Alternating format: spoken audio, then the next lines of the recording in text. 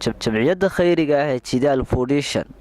ayaa waxay ku wareejisay lacag dhan $500 Cabdikhaaliq Yaasiin Axmed oo isagu markaasi dhibana ku xanuunsan magaalada Taniwurwad. lacagtan ayaa jamciyaddu u soo wakiilatay Caaqil Cabdiraxmaan Maxamuud Cali Samatar oo isagu markaasi ku wareejiyay Sheekh Cabdulaahi Cawad iyo Sheekh Cabdiraxmaan Ciise oo iyagu markaasi gacanta ku haya dhaqaalaha loo ururiyay dhibanahani. waxaana ugu horeelkaasi ka hadlay Caaqil Cabdiraxmaan Maxamuud Cali Samatar oo isagu markaasi u duceeyay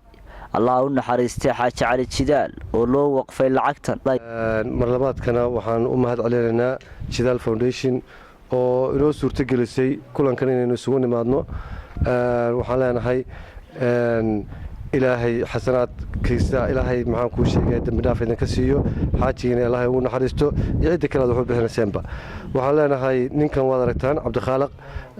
saddex mas'alo ilaahay midna uma waayina inagu inagu eegaya.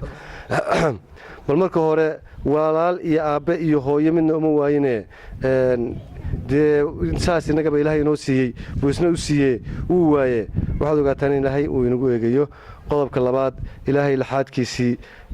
uu sidaa inagu inoogu siiyey uma waayine inagu inagu eegaya. dhaqaalaha oo cid dadka bixinaya iyo inaguba aynu haynana ilaahay uma waayine inagu inagu eegaya. dhammaan muxsiniinta meel kasta joogaan waxaan leenahay war saddexda mas'uul ilaahay Cabdikhaaliq midna uma waayine inaga la inagu eegaya. waxaan leenahay war hal eego oo xaq ilaahay waxa loo baxsado aakhirada waxa loo baxsado oo qof walba maxaan ku sheegayay adoo taa ka cararaya haysata isla ka taakuleynaya war waxaad baxsata waad helaysaa wax ku soo tar sida tan maanta u dambeysay waa la geyn karaa dhakhtar dabadeed waxba laga qaban karaa. waayo waxaan ognahay dad badan oo lacag haysta oo dhaqaale haysta inay cagahoodii maanta ay calacalaha toos cagaha u dhiganayaan oo ay ku soconayaan oo dhaqaalaha u saamaxay. isagana inaga dhaqaalaha ilaahay inoogu dhiibay inaynu soo gaarsiino dhaqaale meelaha gaarsiiya waynu baan rajaynaynaa oo qof waliba uu galabta u arko sida ay cagihiisu ay yihiin iyo sida maxaan ku sheegay ilaahay uu waysiiyey labadiisii waalid iyo sida maxaan ku sheegayay turkiisi kale uu waxayay iyo sida uu dhaqaale uga galeba ilaahay waxaynu ka baryaynaa in maxaan ku sheegayay cidii soo siisana ilaahay uu ugu bedelo meeshooda dambi dhaaf iyo maqfiro. kuwa hadda soo baxsaday iyo dadka hadda soo bixiyana iyagana sidoo kale waxaan leenahay aynu u dadaalo isaga iyo dadka kale la midkaba. geesta kalena waxaa halkaasi ka hadlay Sheekh Cabdulaahi Cawad iyo Sheekh Cabdiraxmaan Ciise oo iyaguna u duceeyay Xaaji Cali Jidaal. waxayna markaasi baaq u direen ummadda muxsiniinta inay markaasi soo taakuleeyaan dhibanahan ku xanuunsan magaalada Taniwurwad oo markaasi aan lahayn aabe hooyo walaal iyo waliba ehel dhow. waxaan salaameynaa dadkan islaamka oo walaalaha oo soo baxsaday sadaqada tan ku soo caawiyay ninkan walaalkeen ee dhibanaha Cabdikhaaliq Yaasiin Axmed. aad iyo aad baan ugu mahad celinaynaa ilaahna subxaanahu wa ta'aala waxa ka baryaynaa inuu miisaanka xasanaadka ugu kabo xaajina ilaahay subxaanahu jannada firdawska ka waraabiyo. waana u ducaynaynaa insha Allah ta'aala dhamaantood u ducayn doona insha Allah hadii ilaahay qadaro. haddaan u soo noqdo arrintan ninkan la Cabdikhaaliq Yaasiin Axmed runtii waxaa jirtay in arrimo hore aan ka soo qabanaysan oo kale aan saxaafad ka soo gudbinay oo ninkii dhintay ee walaalkii ahaa oo xanuunsanay Allah u naxariistee iyo isagaba runtii waa reer marka xaaladdiisa idinka warranno ninkan ma laha aabba ma noola hooyana ma laha walaal ku tiirsanna ma laha inaadeer labaad iyo inaadeer saddexaadna ma laha. dadka islaamka uunbaa ehel u ah cid kale oo maanta lagu hadlaynaya ama si xaaladdiisa lagu eegaya ma jirto. waxaa jirta dadka islaamka ee walaalaha dibadaha jira iyo kuwa gudahaba inay hanti runtii u soo ururiyeen loona haya hadeerto haddii ilaahay qadaro. markaad isu soo dhamaatana adugu aan rabno bacda Ramadaan inaan si fiican looga tashado oo culimada iyo odayaalba inta la isu yimaado in arrinta laga tashado wixii la soo diray sidii wax lagu qaban lahaa. isaga hadda wada arkaysan lugihiisa nin xoog iska fadhiya weeyaan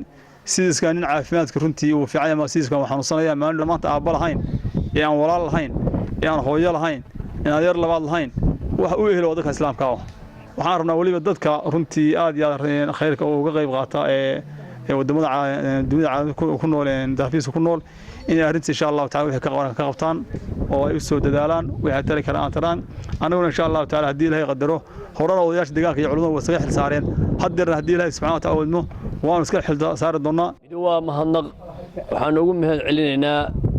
Jidaal Foundation iyo duriyadii ilma Xaaji Cali oo iyagu haddii alla ka dhigayo deeqdan soo bixiyey oo dhibanaha walaalkooda ee tabarta daran ee faqiirka ah ee curyaanka ah agoonka rajiga ugu deeqay waxaan leenahay waa idin ducaynaynaa Xaaji Cali wuxuu ahaa nin daadihiya oo raxiim oo naxariis badan oo dacwada iyo dadka jiljilicsanba u adeega markii uu noolaa oo khidmeeya haddii aad xasanaadkiisii sii joogtayseen waa sadaqatul jaariya waa u soconaya camalkiisii ilaahay subxaanahu wa tacaala idinkana dad baariina ha idinka dhigo ilaahay subxaanahu wa tacaala dembi dhaafna ha idinka dhigo miisaanka xasanaadkana idinku daro isagana ilaahay jannatul firdaws ha ku geeyo taasi waa taa talabaad ninkan Cabdikhaaliq waad ogeedana markii hore waxaa sii dhibanaa oo aad u sii daraa Cabdirasaaq Yaasiin Axmed oo xanuun khatari hayay oo walaalkii ahaa isaguna uu maartay waa uu ka siliitay oo xanuunsanayay oo Cabdikhaaliqna uusan waxba ku biirin kareynin ilaahay waa oofsaday ninkaas waa dhintay Allahu naxariisto ninkana meesha ku soo haray sida Cabdilaahi uu sheegayo waxaanu u baahanahay inaynu nabigeena wuxuu leeyahay wallahu fi auni al-abdi ma kana al-abdu fi auni akhihi ilaahay adoonkiisa waa u kaalmeynaya inta adoonku walaalkii u kaalmeynayo marka insha Allah taala deynaga u noole ilaahayna waa inoogu naxariisanaya inaynu ninka isaga ah aynu kaalmeyno dadkii wax soo baxsaday meel kasta baa ka keeneen ninkan wax ku soo bixiyay ama ninkii dhintay wax u soo bixiyay gabdhaha la dhashay oo laba gabdhood ah iyaguna waa jiljilicsan yihiin waxba kuma biirin karaan marka dadka waxaan leenahay jazaakumullahu khayr oo maanta ay ugu dambayso Jidaal Foundation iyo ilma Xaaji Cali marka insha Allah taala waxaan leenahay jazaakumullahu khayr al-jazaa waa u dadaali doonaa haddii alla ka dhigo guriga waa loo dhisi doonaa idinka dhistay oo gurigiina aakhiro haddii alla ka dhigo dhakhtar baan marin doonaa oo caafimaadkiisa lagu tacaali doonaa haddii dhaqaaluhu sii saamaxana waxaan ku dadaalayaa in lugaha loo toosiyo Cabdikhaaliq Yaasiin Axmed waxa uu la dhashay Cabdirasaaq waxaana Cabdirasaaq dhawaan dilay xanuunka kansarka oo la sheegay markaas inuu yahay xanuun hereditary oo dilay aabihii hooyadii walaalihii iyo waliba adeeradii isna looga baqayo inuu xanuunkaasi u halis u yahay Sakariya Maxamed Ciise Wadani wararka telefishinka Sab News Udud